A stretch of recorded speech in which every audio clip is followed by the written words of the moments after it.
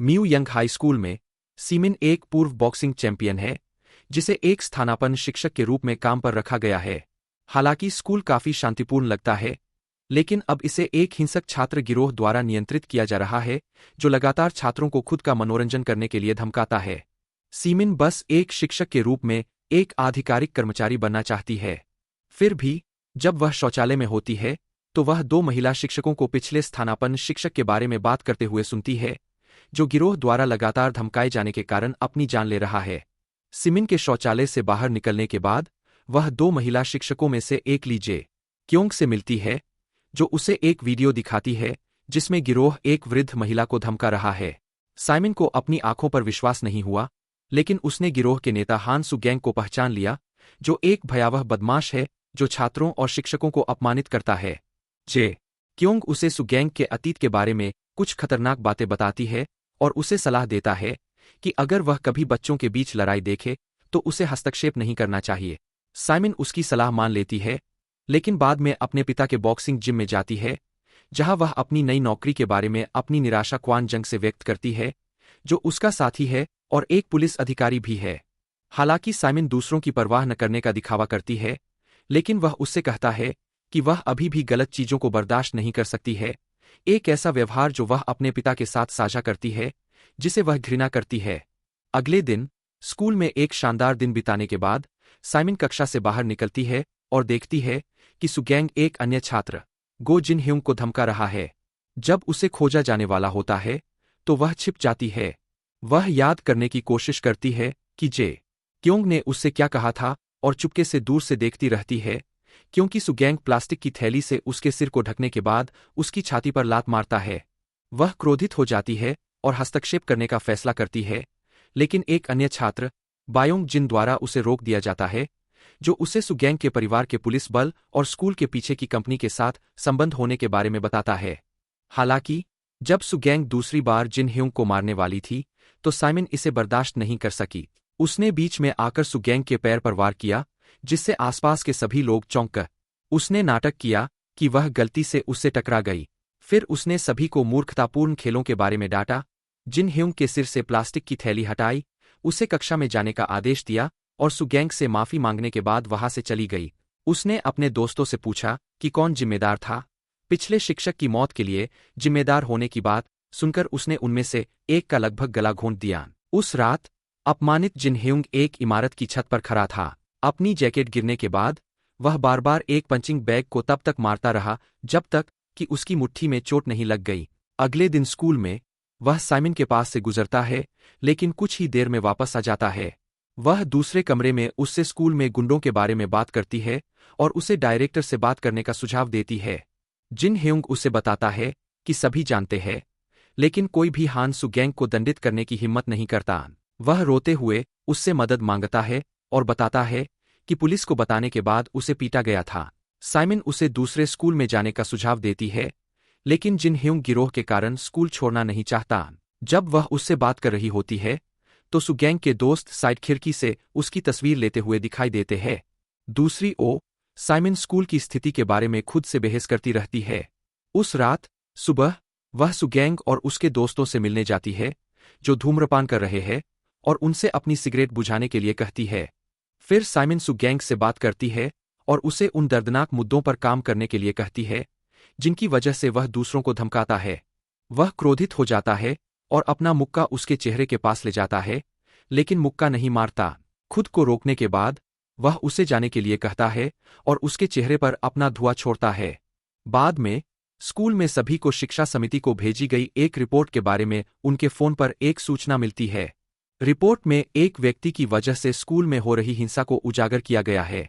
तुरंत सू गैंग की मां अपनी कार में स्कूल पहुंचती है और छात्र यह पता लगाने के लिए इकट्ठा होते हैं कि क्या हो रहा है। वह शिक्षक के कार्यस्थल में जाती है और उसका वकील शिक्षकों को धमकी देता है कि वे पत्र भेजने वाले को बेनकाब कर दें। जे क्योंग वकील से बहस करने की कोशिश करता है, लेकिन सू गैंग की मां और भी क्रोधित हो जाती है और सबके सामने उसे नौकरी से निकाल देती है। फिर वह जे क्योंग को धमकाती है, उसे धक्का देती है और डीन पर चिल्लाती है कि रिपोर्ट किसने भेजी है। सीन कबूल करता है कि वही थी और सू गैंग की मां से घुटनों के बल बैठकर माफी मांगती है। उसी समय सुगैंग जिन ह्यूंग को खिड़की से सीन को अपमानित होते हुए देखने देती है और उससे कहती है कि वह उससे कभी छुटकारा नहीं पा सकता। वह डीन को उसे नौकरी से निकालने से भी रोकता है और उसके साथ मौजमस्ती करने का इरादा प्रकट करता है। बाद में पुलिस स्टेशन में सीन क्वान जंग से मिलती है, जो उसे बताती है कि उनके पास सुगैंग पर आरोप लगाने के लिए पर्याप्त सबूत नहीं है।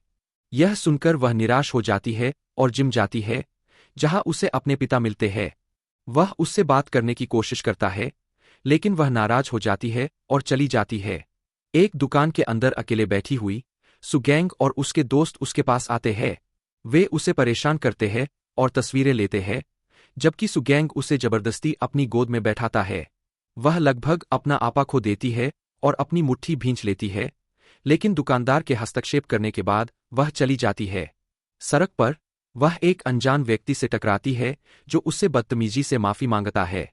जब वह अपने साथ हुई हर बात के बारे में सोच रही होती है, तो वह उसे मुक्का मारता है। साइमन खुद के लिए खड़े होने का फैसला करती है।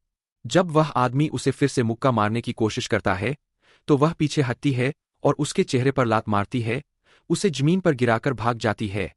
थोड़ी देर बाद साइमन एक बास्केटबॉल कोर्ट में पहुंचती है, जहां सुगैंग और उसके दोस्त कुछ युवकों की पिटाई कर रहे होते हैं, जिनके साथ खेल के दौरान उनका झगड़ा हुआ था। वह जिम से खरीदा गया बिल्ली के आकार का मुखौटा पहनती है और लड़ाई में भाग जाती है।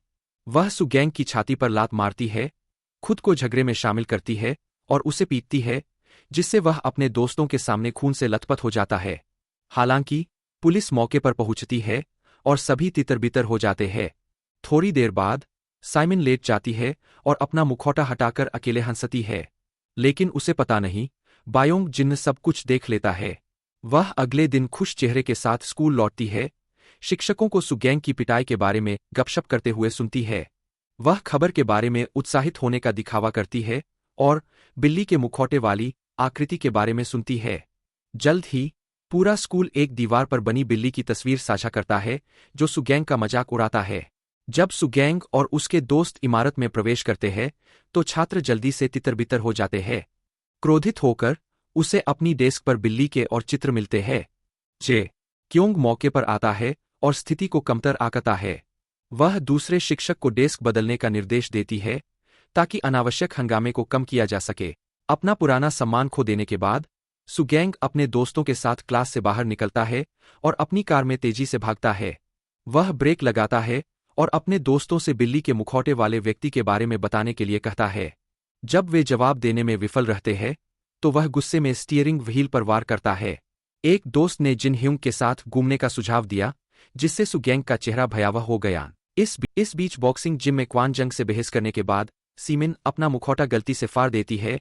वह एक स्थानीय सूट की दुकान पर चली जाती है और महिला से मुखौटा ठीक करने के लिए कहती है, लेकिन उसी समय जिन हंग को स्वांग और उसके दोस्तों द्वारा प्रताड़ित किया जाता हुआ देखा जाता है। जिन यंग केवल अंडरवियर पहने हुए सीढ़ियों से नीचे भागता है। उसके चेहरे पर एक प्लास्टिक की थैली होती है और उसके शरीर पर अलग-अलग अपमानजनक बातें लिखी होती है। इमारत के नीचे पहुंचने के बाद वह प्लास्टिक की थैली हटाता है और एक चिकन की दुकान में भाग जाता है, जहां सेंग वू दुकान का मालिक उसे एक कंबल पहनाता है। फिर बोंग जिन, एक छात्र जो अक्सर चिकन की दुकान के आसपास घूमता रहता है, जल्दी से बॉक्सिंग जिम की ओर जाता है और साइमन को रोकता है, जो अधिकतम जलाने वाला था, यह सोचकर कि यह इसके लायक नहीं था। साइमन उससे पूछता है कि उसने उस पर घात क्यों लगाया और उसे जिन यूंग के बारे में बताता है। वह उसे एक जैकेट देता है और गिरोह के साथ उसकी मदद के लिए कहता है, यह उल्लेख करने के बाद कि उसने उसे दुकान के बास्केटबॉल कोर्ट में सुगिरोह को पीटते हुए देखा था। सीन वू जिन ह्यूंग के लिए कुछ खाने को बनाता है, लेकिन जिन ह्यूंग अजीब तरीके से बताता है कि बदमाश उसके दोस्त है। फिर वह अचानक उठता है और चाकू लेकर चला जाता है। इस बीच साइमन उस बिल्डिंग में पहुंचती है जहां स्वांग और उसके दोस्त जिन ह्यूंग की तलाश में रहते हैं। स्वांग नकाबपोश आदमी की पहचान उजागर करने की धमकी देता है और क्रूर हाथापाई के बाद सीमिन से लड़ना शुरू कर देता है। साइमन सुगोंग को सफलतापूर्वक हरा देती है, लेकिन जिन ह्यूंग मौके पर पहुंचता है और सुगोंग को चाकू मारने की कोशिश करता है। वह उसे मारने से रोकने के लिए समय पर आगे आती है, लेकिन उसके हाथ पर गहरा घाव हो जाता है, जिससे उसका खून तेजी से बहने लगता है। सीआईओ सांग वू समय पर घटनास्थल पर पहुंचता है और जिन यूंग को ले जाता है, जो अस्पताल में एक अपशब्द का उपयोग करके सुग गैंग का बार बार अपमान करता है। साइमन अपने पिता के साथ इतनी कम उम्र में जागता है टाक और क्वान जंग उसके बगल में साइमन क्वान जंग से कहती है कि पुलिस को शामिल न करें क्योंकि जिन ह्यूंग को चोट लग सकती है। यूंग बिल्ली के मुखौटे को अपनी बेटी के बिस्तर के बगल में देखता है और सुसांग और उसके गिरोह से मिलने उनके घर जाता है। वह अपनी बेटी का मुखौटा पहने हुए इमारत में दिखाई देता है और खुद को बहादुर बिल्लियों के सदस्य के रूप में पेश करता है। फिर वह उन्हें चुनौती देता है, लेकिन पिटाई के बाद अस्पताल में वापस आ जाता है। उसी समय साइमन अपने पैरों पर वापस आ जाती है और क्वान जंग के साथ स्कूल जाने की बात करती है, जबकि जिन ह्यूंग के बारे में बात करती है। साइमन अपने पिता का चेहरा देखती है और पता लगाती है कि क्या हुआ था जब वह उसे घर ले जा रहा था। युवा टिक ने उस रात के बारे में सोचा जब शॉन जानबूझकर अपने जिम को नीलाम होने से बचाने के लिए एक प्रतियोगिता हार गया था। उस रात युवा टिक ने अपनी बेटी की जान ले ली, यह बताने के बाद कि उसकी बेटी रिंग में मर गई थी। अब वह रोता है और अपनी गलती के लिए उससे माफी मांगता है। स्कूल के अगले दिन सुगा गिरोह और उसके दोस्तों ने नकाबपोश बिल्ली की तलाश में पूरे स्कूल को आतंकित कर दिया। उन्होंने हर छात्र की बाह की जांच की, लेकिन कोई भी नहीं मिला। उसे जय क्योंग से कुछ अच्छी खबर भी मिलती है, जो उसे बताता है कि वह बाद में एक नियमित शिक्षक बनने वाला है। जबकि सुआंग और उसके दोस्त बिल्ली के मुखौटे वाले व्यक्ति को खोजने के अपने असफल प्रयास के बारे में बात कर रहे हैं। सुआंग सिमिन को देखता है, जो रोलर स्केटर्स पर छात्रों से टकराने से बचने के लिए अपने शरीर को अलग तरह से हिला रही है। उसे दर्द में अपनी बाह पकड़े हुए देखने के बाद सुग गैंग ने अपने संदेह की पुष्टि की कि वह बिल्ली का मुखौटा वाला व्यक्ति है और बाद में उसे अकेला पाता है।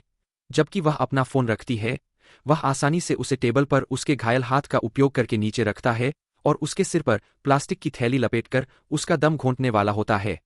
लेकिन वह अपना मन बदल लेता है और इसके बजाय उसे आगामी स्कूल फेस्टिवल में रिंग में मुक्केबाजी मैच के लिए चुनौती देता है। अगर वह रिंग में आने से इनकार करती है तो वह जिन हंग का चाकू पकड़े हुए वेल्डिंग का वीडियो जारी करने की धमकी देता है और चला जाता है। जा क्योंग दरवाजे पर खड़े होकर सब कुछ सुनने के बाद डर जाता है। इस बीच सीमेन को पता चलता है कि जिन यंग कक्षा में नहीं आई है और उसे पता चलता है कि उसने एक स्थानांतरण फॉर्म भरा है। वह उसके घर जाती है और अपनी दादी को पाता है, जो उससे अपने बेटे को बचाने की भीख मांगती है और बाद में उसे कुछ खाने को देती है। सीन जिनहंग को